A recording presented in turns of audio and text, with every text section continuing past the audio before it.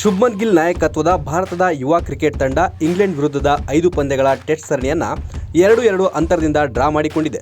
ಸರಣಿಯ ಕೊನೆಯ ಪಂದ್ಯ ಓವಲ್ನಲ್ಲಿ ನಡೆದಿದ್ದು ಭಾರತ ಸೋಲಿನ ಅಂಚಿನಲ್ಲಿತ್ತು.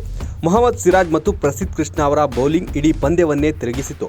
ಭಾರತವು ಪಂದ್ಯವನ್ನು 6 ರನ್ಗಳಿಂದ ಗೆದ್ದು ಸರಣಿಯನ್ನು ಡ್ರಾದಲ್ಲಿ ಕೊನೆಗೊಳಿಸಿತು. ಈ ಗೆಲುವಿನ ನಂತರ ಸಚಿನ್ ತೆಂಡೂಲ್ಕರ್ ನೀಡಿದ ಪ್ರತಿಕ್ರಿಯೆ ವೈರಲ್ ಆಗಿದೆ. ಇಂಗ್ಲೆಂಡ್ ಗೆಲ್ಲಲು ಭಾರತವು 374 ರನ್ಗಳ ಗುರಿಯನ್ನ ನಿಗದಿಪಡಿಸಿತ್ತು. 4ನೇ ದಿನ ಹ್ಯಾರಿ ಬ್ರೂಕ್ ಮತ್ತು ಜೋ ರೂಟ್ ಶತಕಗಳನ್ನು ಗಳಿಸಿ ಭಾರತವನ್ನ ಹಿನ್ನಡೆಗೆ ತಳ್ಳಿದ್ರು.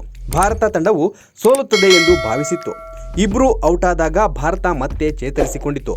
4ನೇ ದಿನ ಕಳಪೆ ಬೆಳಕು ಮತ್ತು ಮಳೆಯಿಂದಾಗಿ ಆಟ ಬೇಗನೆ ಕೊನೆಗೊಂಡಿತು. 5ನೇ ದಿನ ಭಾರತವು ಇಂಗ್ಲೆಂಡ್ನ ಉಳಿದ 4 ವಿಕೆಟ್ಗಳನ್ನು ಪಡೆಯುವ ಮೂಲಕ ಪಂದ್ಯವನ್ನ ಗೆದ್ದಿತ್ತು. ಟೀಂ ಇಂಡಿಯಾದ ಈ ಗೆಲುವಿನಿಂದ ಕ್ರಿಕೆಟ್ ದೇವರು ಎಂದು ಕರೆಯಲ್ಪಡುವ ಸಚಿನ್ ತೆಂಡೂಲ್ಕರ್ ಸಂತಸಗೊಂಡಿದ್ರು.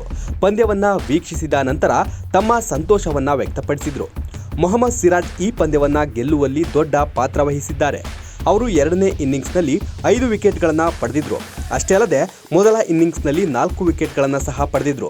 ಈ ಸರಣಿಯಲ್ಲಿ ಸಿರಾಜ್ ಒಟ್ಟು 23 ವಿಕೆಟ್ಗಳನ್ನು ಪಡೆದಿದ್ದು ಹೆಚ್ಚು ವಿಕೆಟ್ಗಳನ್ನು ಪಡೆದ ಬೌಲರ್ಗಳ ಪಟ್ಟಿಯಲ್ಲಿ ಅಗ್ರಸ್ಥಾನದಲ್ಲಿದ್ದಾರೆ. Bureau report, Boss TV Kannada.